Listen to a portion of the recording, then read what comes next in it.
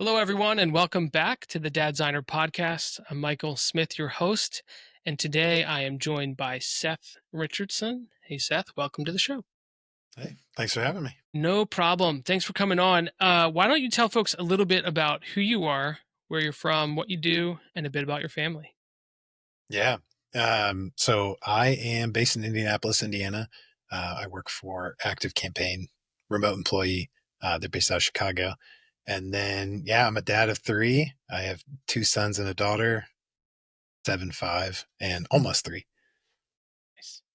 Nice. Yeah, when you had originally reached out, Active Campaign had piqued my interest because I had worked at a email marketing company called AWeber a few years back, and we religiously would pay attention to what other people in the space were doing. So Active Campaign was a weekly or monthly mention in the office. Yep. um, Did so you have that's one of cool. those channels like we have one that we just track like every update our competitors make to their website and certain things get like shared around and everything. Yeah, it was usually and yeah, it was usually Mailchimp stuff because at the time Mailchimp it was pre-acquisition for Mailchimp, and they were just doing crazy cool creative things, and our creative team would try to convince the marketing team and the CEO like, oh, we should do cool things like this, and very infrequently were we able to get things to fly. But you always wonder, is everyone talking about us too? You think you're the only office like talking about the competitors, and like they're all talking about each other. Um, and then at the end of the day, you realize like, oh, he's just another human trying to make a living just like I am. Mhm. Yeah, that's so good. I feel like it's just funny. There's so many dynamics that come into play in like company culture and everything. So my question is always like, I know there's people, doing similar work to me, but how are they getting like the rest of their team to believe in this thing or, like the more creative stuff that MailChimp pursues? Like that stuff's hard to get buy-in on, but sure once you do and it starts working, it kind of reinforces itself and you can continue to grow that. Yeah, yeah, it's so true. That buy-in piece is huge. And you do UI design over there at Active Campaign, right? Yeah, yeah. So much less on the creative visual side, more on product and building that good experience for the customers. And has your career always kind of been in that lane, design lane? No, actually, it started in graphic design, and I kind of got after a few years of kind of being in print and a little bit of web design. Like my first job, I got a taste for web design that really sent me down the rabbit hole of like exploring code and kind of front end design. So I started doing websites, like little websites here and there for people, and then that kind of evolved into a marketing position at an insurance company, and worked on their marketing team there. Did a lot of front end work, built their website, like the front end of the website and everything. That was great, but that kind of steered me into product a little bit as I started to think about like how customers kind of engage with the website. Um, at the time, we didn't allow them to purchase an insurance plan through the website, but that was something that we explored a little bit. So I dove into that, got really interested, and then that role ended up connecting me with an agency that I joined here in Indianapolis, Studio Science. And yeah, they took a chance on me between web and product, so I got to work through many cycles of product and kind of learn by doing and failing a lot with the team, but did some really good work there. That's kind of led to my full time role now at AC. Nice. And are you team Sketch, Figma, Affinity? Where are you at? Yeah, uh, uh, yeah. It's funny because when I went to Studio Science, it was all Sketch. We had that problem of like, you know, who's going to work on this file and like where's it at in Dropbox. And then Figma started gaining a little bit of popularity, so another coworker of mine, we helped transition the team to using Figma at the studio. And then ever since it's been, Team Figma. But now starting to dive in a little bit in this like hybrid zone between, can we prototype with AI instead of doing everything in Figma?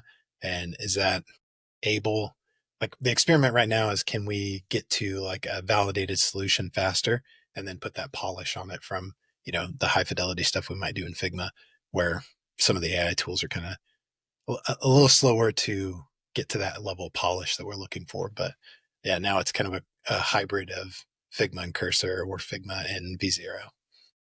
Got it. And have you played around with any of Figma's AI stuff or not really?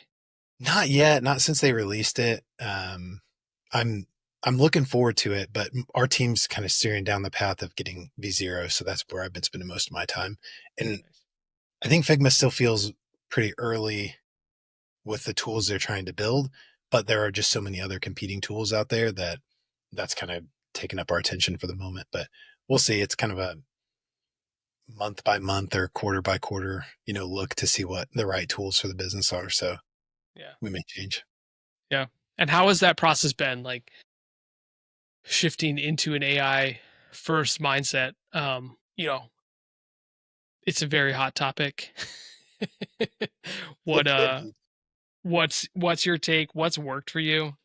Um and if there's too many trade secrets that you don't want to give away to keep your competitive advantage, I understand, but as much as you're willing to share. Yeah, yeah.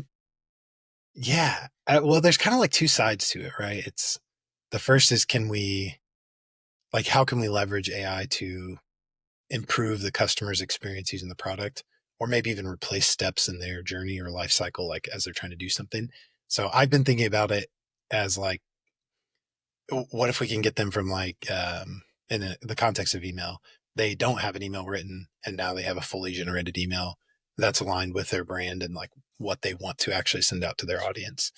And that's definitely a piece of it. Like, jump starting the creative, they're, not starting from that blank white screen as an example, or they're getting image inspiration from, some sort of AI tool we can bake in, thinking about those kinds of things. But then on the flip side too, what can we do with AI tools that also enable us to work faster, or, even, uh, comb through research, because we have ActiveCampaign's pretty cool as a product organization. Like, we have tons of resources and tons of input we get from customers, but then it's almost the opposite problem where now you have too much information. Like, how do you get through this stuff?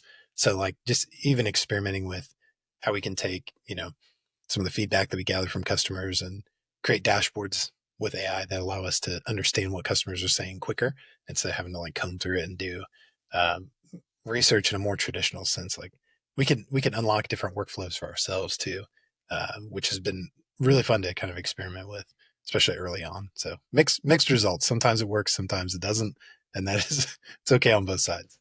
Yeah, for sure. And are you on any particular team? Can you share the problem that you're trying to solve right now? Yeah, we have different things. Like, we've released a few different AI features in the product. I think like early on, everything was so focused on like generation. So can you help me create a paragraph or create all the content in the email? And then there was image gen that kind of came around and had its time. So we've released things like that, but now the focus is kind of expanding on like, can we use AI to do more rather than just a single feature that might replace a button they click? Can this do more throughout their whole experience and journey? So, and I think on the flip side too, like, what can we learn from their data or their experience in the platform or others in their industry? Use that to inform or recommend things to them. So that's a lot of like, how do you think about them AI as a back end feature that influences what they see on the front end? Like, what can we pull forward and do? A lot of that's like, we just have to start, you know, exploring with engineering, like what is possible with all of this now. Yeah. Yeah, and it sounds like your role continues to push further and further into like research and product type things that intertwines well with design, right? Have you noticed that yourself? Like you're putting on a product hat and a research hat and all this kind of stuff as you have a design lens that you look through. Yeah. I think that like that design lens, it doesn't go away. It just influences kind of the next phase of how we're working. It, it's interesting because now with some of the AI tools, like, you can build interfaces that work and connect things. Like, I built a couple side projects and they're fully functional apps. That wasn't traditionally something, a product designer would do, but you're coming into it with the understanding that, like, you can go through and do all the research, understand the customer problem, kind of define the journey that they need to take or the most optimal journey and design that experience for them. And that's where I think like the lens or the view that a designer can have really influences things from beginning to end. And I think you can align that really well with what benefits the business the most, which is more people using your thing. Yeah. Yeah.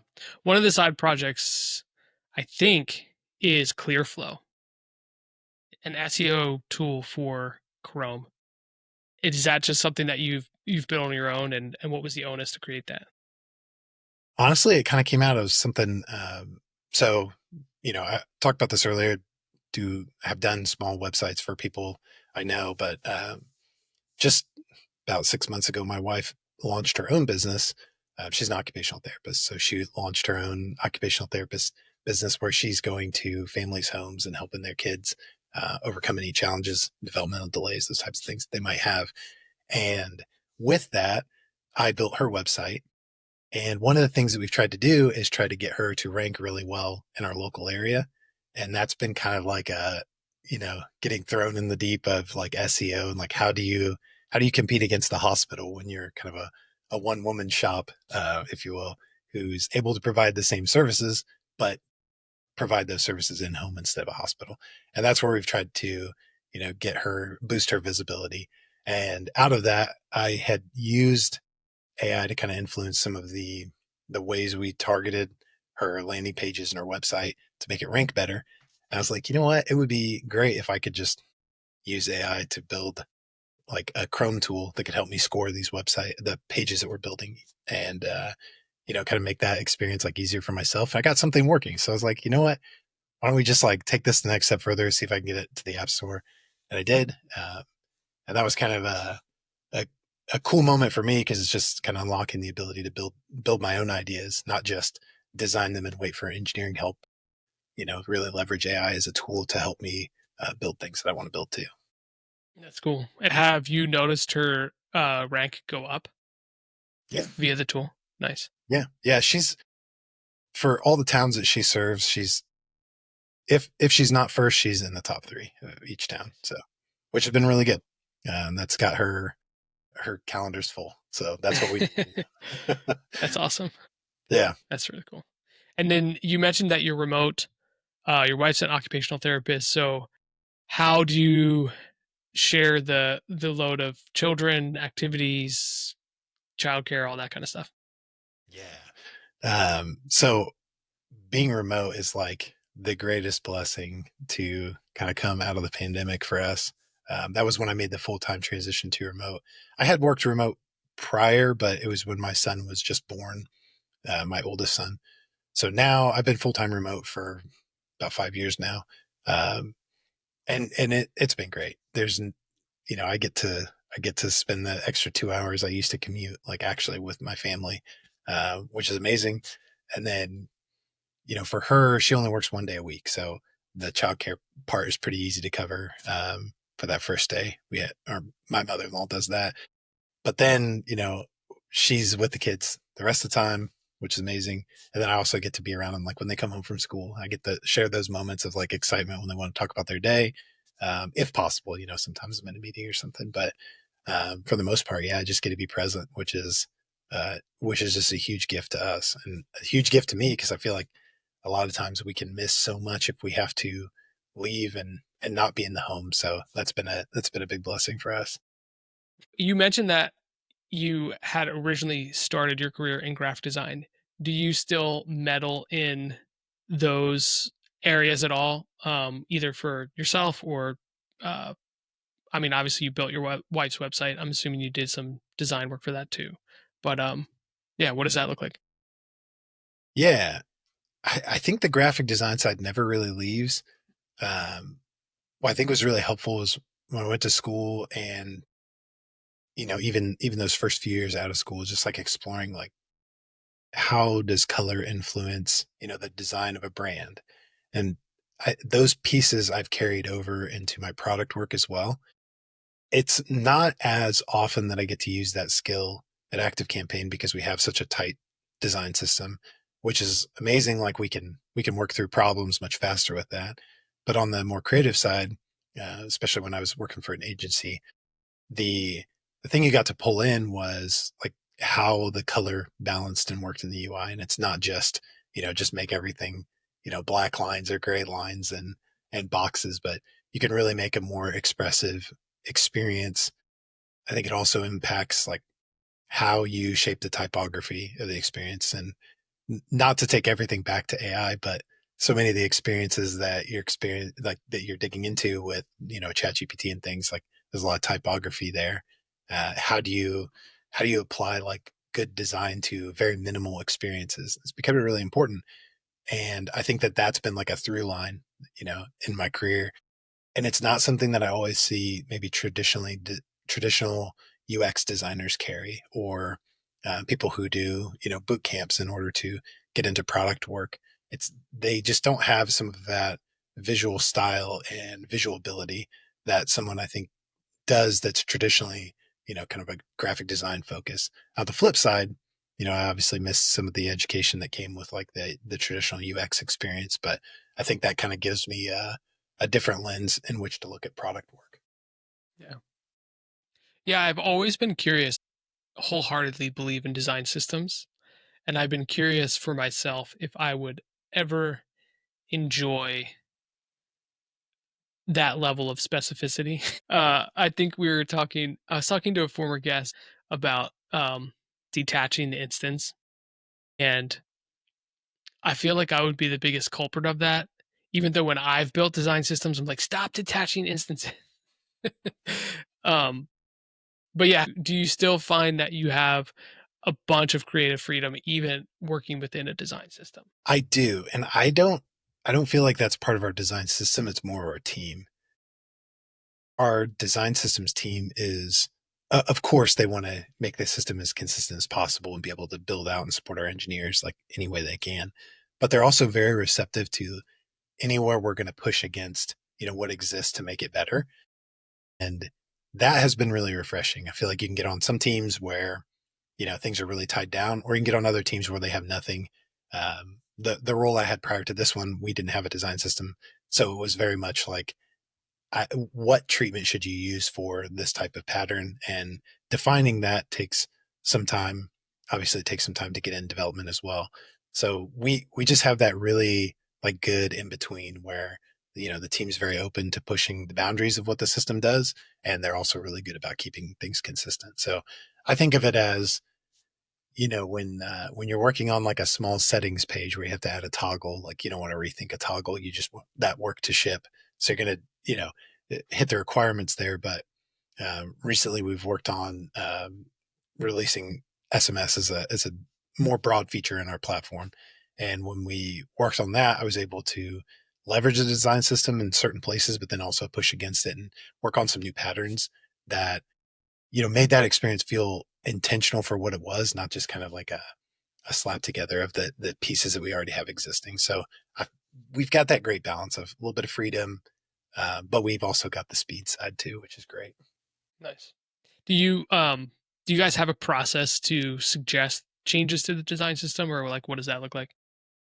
Yeah, it's not super formal. Sometimes you can it goes in kind of a couple different ways. Sometimes it's, as we're thinking about work that the product team wants to pursue, and as we go through scoping with the engineering teams, if it gets to the point where like, yeah, we're really going to pursue this, then that's when the design systems team will come in and kind of start to talk about like what it will take for them to get that component built. There's also the freedom to go and build something one off, and then maybe the design systems team like loops back in the future if a bigger need arises, and they can pull that into the system too. How big is that team? There's a designer, a manager, and then I think we have 4 engineers now. Wow, Yeah, nice, very cool. yeah, Um, yeah, it's always interesting to me. I met with someone that worked for Credit Karma for a bit on the right. design system side, and it was interesting to hear their processes and how they promote the design system, how they maintain it, how do they groom it, add new things to it. It's a fascinating world that often goes so unseen, especially on a product as large as Credit Karma. Um, but yeah, just always fun to explore. But yeah, I feel like it's one of the things that when we're going through like rounds of hiring to get a new person on the team, if they're a product designer, it's one of their first questions like, do you have a design systems team? And we say yes, and you can almost see the excitement that they have. And it always feels like they're coming from a place where that's something they wish they had and they don't. And that prospect of having that is always something that really appeals to them. It did for me too. So I kind of understand the excitement too. Yeah. Yeah. How does your day-to-day work mentality impact your parenting? I can imagine, because in a tech world where it's very agile approach, you've got your specs and all that kind of stuff. Has it infiltrated the way that you uh, tackle home projects, or even impacting the way that you parent your children? Yeah, I'm probably a little bit too much of like a systems person at times. But I thrive in systems or like, kind of common ways of working. So definitely bring that home, but in a good way. Like hopefully we'll see what my kids do when we're older. Um, but like for mornings, for instance, like if I can have like a system or something that just like helps us all get on, like get ready for school and tackle the school day really well. Like that's something that I love being able to lean into and kind of refine. It's in a weird way fun for me to like figure out how to make that the best kind of experience. So I'm on like book bag and snack duty and water bottle duty for the kids. So right now we only have one in school. The other one just wrapped up his year. But yeah, it's just like how can we get things working in like that kind of pattern? So like a little design system for the family, really. Nice. Do you think you're going to turn into like a post-it note lunchbox dad? Oh, I've been known to leave a few. Yeah. Nice. I've seen some that are just like, wow, that took a lot of intentionality every single day of the year. But Mm. I think it's a really cool memory. I used to work for the creative director who was so good at those types of things for both his partner and his stepdaughter, and like we would just leave meaningful notes all around the house, and I like aspired to be that person, but when I wake up in the morning, that's like just not top of mind. Yeah, yeah. No, I totally get that. I try and I do a better job with my wife than probably my son, he's just getting to the point where like reading is something he can do. So Cool. I yeah, sometimes I'll draw like their favorite thing and send it with them and they think that's cool. Sometimes I don't even notice. So it goes back and forth, but I at least try to do that with my wife just to kind of keep her encouraged, especially on the day that she works. That's a high encouragement day there. Yeah. Yeah. Are you on lunchbox and water bottle duty for her on the days she works? Oh yeah, definitely. Yeah. Get her water ready, which this goes back to like, being remote. Like if I can, eat lunch with my family, like that's Yeah. the best. And, I take like 5 or 6 minutes to eat like, whatever thing I just find. But then I can go like do something to help her or help the kids, change a diaper or, you know, finish filling up water bottles that are definitely empty as soon as you as you sit down at the table. So I just try and be intentional and plugged in where when I can. Obviously, with work that's not always possible, but because I am remote and I am here, like it is possible to take a few minutes here and there and help out where I can. So I think that I like to think that helps things run more smoothly, but it's still, with as little of kids as we have, some days are just challenging with, big emotions and no ways to really handle them and work through them. So we're just, doing what we can to make that easier on each other for my wife and I, or me for the kids. So That's cool. yeah. Nice. Um, if you had one system that you could recommend other parents of kids around the same age as you, like what have you found to be the best? Not like it's fail safe, but like what's been one that you're just like, if you can implement this, do it. Oh, easy. It's the first night bag. It's the most important thing I've we discovered. So whenever we'll travel, my parents live a few hours away, so we'll go up sometimes stay with them, or when we travel on vacation and things. We always do this thing called the first night bag, And it started with my oldest when he was a baby. It's, it having the sound machine, a bottle, some diapers, a couple sets of clothes, and then keeping like our stuff in there too. Of course, like a phone charger, um, those kinds of things. But keeping that in one bag so that way when we get to the place we're going, and it's for those trips where you have to pull over 6 times to feed your kid or to change their diaper when they're when they're very young. That's kind of where it was born out of. But anyways, when we get to the place we're going, we can just grab that, go in, start getting ready for bed, or go move on to the next thing. But have everything we need, and that's stuck with us. We went to actually when I signed up for this, we were in Florida, and on that trip we had a first night bag, even though our kids are kind of older, we don't need it as much, but it had everything we needed for the first night, and I didn't have to unpack the van, so I just got to we got to land and just hang out with the kids all night, and it was great. And we can kind of push off that, and there's no emergency that kind of comes up with that first night, which has been a huge unlock in like just getting where you're going. That's awesome. Yeah, I've heard about like the pregnancy like go bag, but not the Yeah, first night bag. I love that. That's really yeah, cool. it's just that, but it stays with you forever. Right. Right. I mean, it's so brilliant because how many times are you like, where did I put the thing that I need? Oh, it's buried in the bottom of, the snack bag or my suitcase or whatever it might be. And you're just like, I just want to go to bed. Yes. Uh, Yeah, it's 100% that.